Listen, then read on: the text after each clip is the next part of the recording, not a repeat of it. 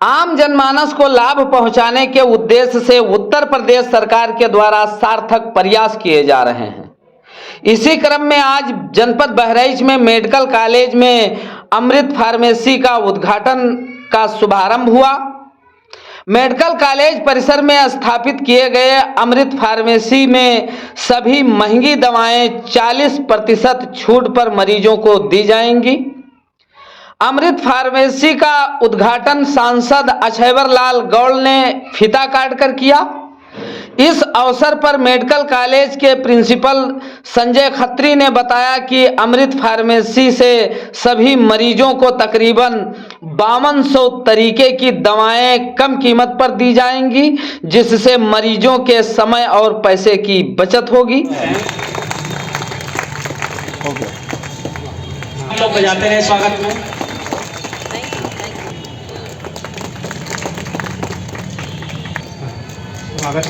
माननीय जिला अध्यक्ष, आप भी फार्मेसी से जुड़े हुए हैं। हम सबको अमृत फार्मेसी के उद्घाटन की और लोकार्पण की शुभकामनाएं। अमृत फार्मेसी का मतलब है AMRIT। AMRIT एक 4-5 शब्दों का एक संकलन है। AM का मतलब है अफोर्डेबल मेडिसिन और RI का मतलब है रिलायबल इम्प्लांट्स। प्रधानमंत्री मोदी जी की एक विज़न के तहत इस फार्मेसी का उद्घाटन किया गया था 2014-15 में एम्स दिल्ली में सर्वप्रथम, और उसके बाद में विभिन्न राज्यों में विभिन्न केंद्र सरकार के अस्पतालों में इस योजना का विस्तार किया गया। यूपी उसी क्रम में 2017 में मोदी जी योगी जी के आने के बाद KGMC में पहला सेंटर खुला था ओल्ड OPD बिल्डिंग में। उसके बाद ये यूपी का 23वां सेंटर है affordable medicine and reliable implants for treatment का। ये भारत सरकार के जो स्वास्थ्य एवं परिवार कल्याण मंत्रालय है उसके अंतर्गत ये योजना चलती है। इसमें हम कंपनियों से, मैन्युफैक्चरर से डायरेक्ट दवाइयाँ खरीदते हैं और पेशेंट को बहुत कम मार्जिन रखने के बाद में, मार्जिन ना कह के उसको ये कह सकते हैं कि ऑपरेटिंग कॉस्ट रखने के बाद में हम वो पेशेंट को दे देते हैं। ये इसका कोई मुनाफा ज़्यादा लेके या कहीं किसी ये व्यक्तिगत किसी की फार्मेसी नहीं है, ये स्वास्थ्य मंत्रालय की फार्मेसी है। और ये फार्मेसी यहाँ पे बहराइच में खुलने का मेन मकसद ये है कि यहाँ के जो 4-5 ज़िले हैं अगल बगल के देवी पाटन मंडल के, वो कवर हों, प्लस पड़ोसी राज्य जो नेपाल है वहाँ के बहुत सारे पेशेंट यहाँ पे आते हैं जो दूर दराज के क्षेत्रों से आते हैं और लखनऊ या फिर बनारस या फिर दिल्ली पहुँचने में। दवाई खरीदने का और परचेजिंग का रेशियो क्या होगा, कितने % का?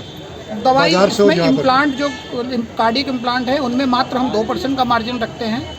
कुछ एक जो कार्डियक इम्प्लांट हैं, स्टंट हैं, उनमें 4% का मार्जिन रखते हैं। आर्थो इम्प्लांट में 6 से 7% का मार्जिन रखते हैं। दवाइयों में 10 से 12% का मार्जिन रखते हैं। ये हम जितना खरीदते हैं मार्जिन है हमारा। मोटा ये माना जाए कि जैसे मान लीजिए 100 रुपये की दवा है तो अस्पताल में वो कितने की मिलेगी यहाँ? वो 60% छूट औसत है हमारा।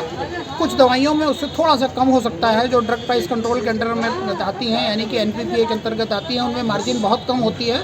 और कुछ दवाइयों में कैंसर की जैसे दवाइयाँ हैं, कीमोथेरेपी की दवाइयाँ हैं, इम्प्लांट्स हैं, सर्जिकल आइटम्स हैं, इनमें हो सकता है कि आपको 80% तक की भी छूट मिले।